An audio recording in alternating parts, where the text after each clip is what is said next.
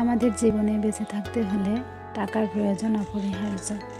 টাকা কিন্তু আমাদের, টাকা না ছাড়া দুনিয়া চলে না, যেমন আমরাও চলতে পারবো না। তাই সবসময় চেষ্টা করতে হবে সেভিং করার, টাকা সেভিং করার, জমানোর। আমরা প্রত্যেকটা গৃহিণীরাই কিন্তু সবসময় চেষ্টা করি সংসারে উন্নতি করার, সংসারটাকে আরও একটু ভালো করার। সবাই কিন্তু চেষ্টা করি, এটাই কিন্তু আমাদের মাথার ভিতরে সবসময় ঘোরে। তো আজকে তোমাদেরকে বলবো সংসারে আয় উন্নতি বাড়বে এমন কিছু টিপস। হ্যালো এভরিওয়ান, আসসালামু আলাইকুম। কেমন আছেন সবাই? আশা রাখছি কাছেও দূরে, দেশেও দেশের বাহিরে যে যেখান থেকে আমার ভিডিওটা দেখছেন সবাই ভালো আছেন, সুস্থ আছেন, নিরাপদে আছেন। আর সেই সাথে আলহামদুলিল্লাহ তোমাদের দোয়া ভালোবাসেন, আমিও ভালো আছি। আবারও হাজির হলাম তোমাদের মাঝে নতুন একটা দিনে নতুন আরও একটা ভিডিও নিয়ে। আশা করছি ভিডিওটা তোমাদের ভালো লাগবে। তো আজকে মাছ রান্না করতেছি, আলু দিয়ে বড়ি দিয়ে মাছ রান্না। শীতকালে কিন্তু বড়ি খেতে অনেক মজা লাগে, কুমড়ো ডাউল দিয়ে বড়ি বসানো। তো আলু দিয়ে মাছ দিয়ে রান্না করব বড়ি দিয়ে।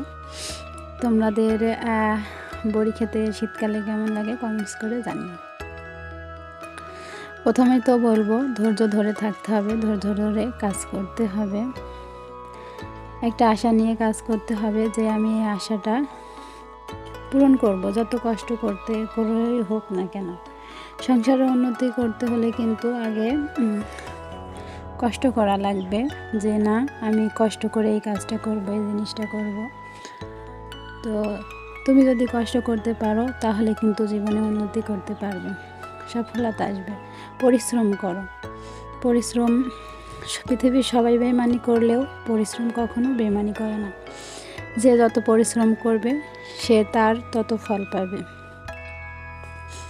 সবসময় চেষ্টা করতে হবে সৎ পথে থাকার, আর আল্লাহর কাছে দোয়া করার, 5 ওয়াক্ত নামাজ পড়ার, সবসময় পরিষ্কার পরিচ্ছন্ন থাকার চেষ্টা করতে হবে। ইনশাল্লাহ আল্লাহর কাছে চাইলে আল্লাহ ফেরায় না। সবসময় চেষ্টা করতে হবে। নিজেদের ভিতরেও একটা জিদ আনতে হবে, একটা মনোবল থাকবে, তাহলেই কিন্তু সফলতা আসবে। তো সংসারে উন্নতি করার জন্য টাকা তো ইনকাম করতে হবে, টাকা ইনকাম না আসলে তো আর উন্নতি আসবে না।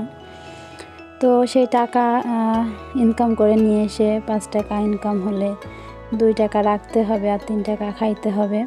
এভাবে চলতে হবে আর কি, বুদ্ধি করে। তো এই পুরো ভিডিওটা নিতে পারে না, স্কিপ হয়ে গিয়েছিল। আজকের ভিডিওটা এই পর্যন্তই।